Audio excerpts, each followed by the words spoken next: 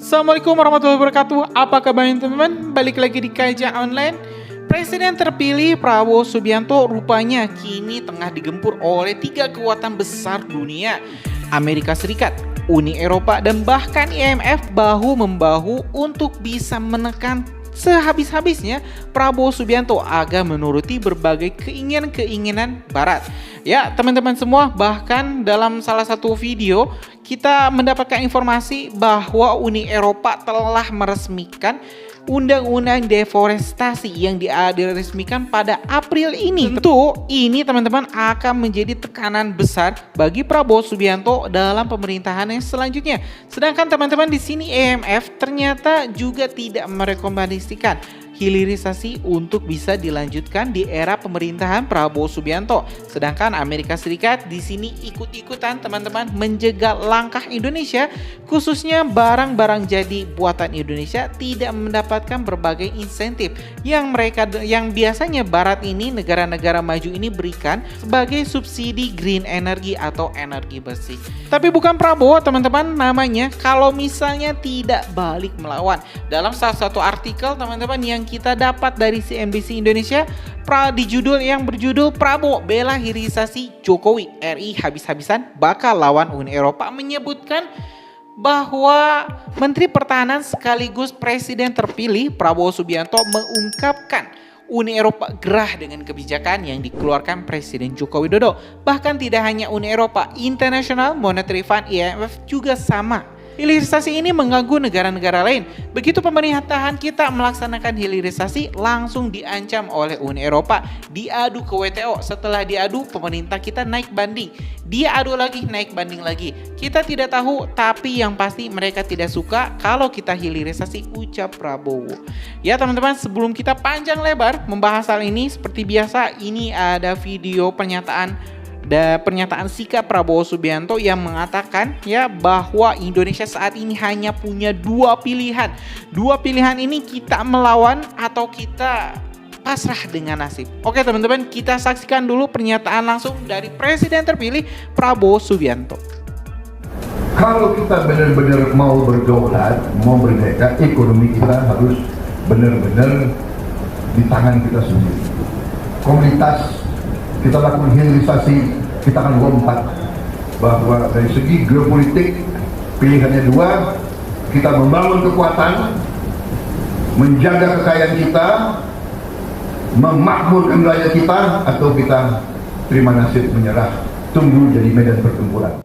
Ya teman-teman, dari cuplikan pernyataan sikap Pak Prabowo, calon presiden terpilih Republik Indonesia, mengatakan bahwa saat ini memang Indonesia ini hanya punya dua pilihan.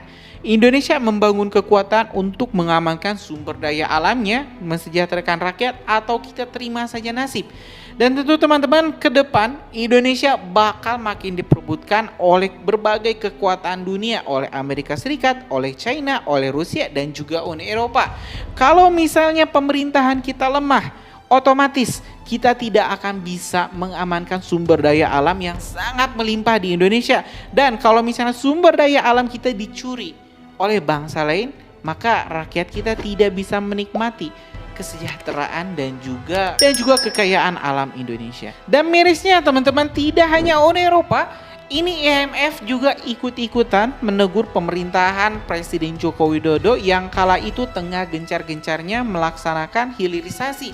Ya, kita balik lagi ke artikel.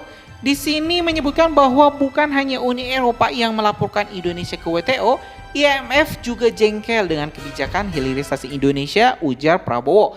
Gara-gara hilirisasi, Indonesia kena tegur IMF. Kemudian selain Uni Eropa, IMF menegur kita, imbuh Prabowo. Prabowo menegaskan Indonesia akan tetap konsisten terus melaksanakan hilirisasi. Hilirisasi yang membuat kaya karena produk yang diekspor tak lagi menjadi tetapi sudah dalam jadi. Oleh karena itu kita harus kuat, kita harus waspada, dan semuanya kuncinya adalah persatuan dan kerukunan. Menurut saya kuncinya itu, ucapnya. Prabowo yakin dari kebijakan hilirisasi ekonomi Indonesia akan melesat, bahkan bisa menjadi ekonomi terbesar keempat di dunia pada 2045. Namun Prabowo meminta agar ini bisa tercapai, kebijakan ini bisa berlanjut, hilirisasi harus terus dilakukan. Kemudian harus ada kesatuan visi dan misi dari pemerintah pusat dan daerah.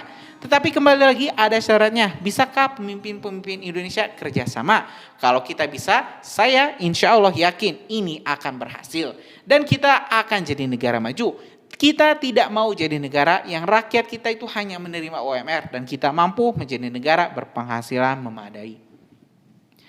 Ya teman-teman, dari artikel ini kita bisa menangkap ya ini arah politik Pak Prabowo ke 5 tahun ke depan ya, 5 tahun ke depan bakal diisi oleh berbagai gesekan.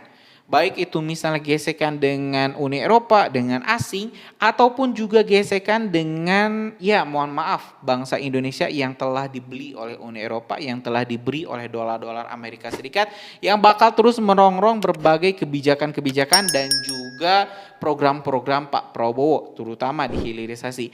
Karena memang cukup miris teman-teman semua, kalau misalnya kita lihat, banyak ada aja gitu pengamat-pengamat ekonomi yang notabene-nya dia berilmu tinggi tapi menolak hilirisasi dan bahkan menyarankan Pak Prabowo untuk menghentikan hilirisasi Indonesia.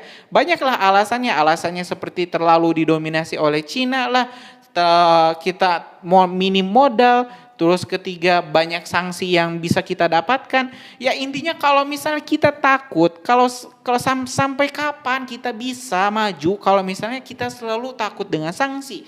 Kita anti China, nggak mau terima investasi China. Sedangkan di sini sebenarnya Pak Prabowo dan juga Pak Jokowi itu sangat welcome dengan negara manapun yang mau investasi di Indonesia. Cuma ya masalahnya cuma Cina yang fair dalam kerjasama. Mereka datang ke sini bawa investasi, bangun smelter, barangnya di sini diolah menjadi misalnya barang jadi, setengah jadi, baru mereka pasarkan dan rakit. Itu masih lebih mending teman-teman daripada kita kerjasama dengan Uni Eropa. Mereka enggak datang ke sini, nelpon kita pengen nikel 1 ton, harganya juga dikasih murah. Udah dikasih murah harus kontraknya 10 tahun, 25 tahun. Kita jadi pengekspor bahan mentah. Mau sampai kapan? Sampai kita punya anak, sampai kita punya cucu, sampai cucu kita punya cucu lagi, Indonesia enggak akan maju teman-teman. Ya, itu teman-teman informasinya. Terima kasih. Sekali lagi terima kasih buat semua teman-teman yang selalu support kajian online. Kedepan insya Allah kita bakal kawal sama-sama kebijakan hilirisasi program-program Pak Prabowo. Kalau misalnya bagus kita bakal sebut bagus. Kalau misalnya programnya kurang bagus kita bakal kritikan.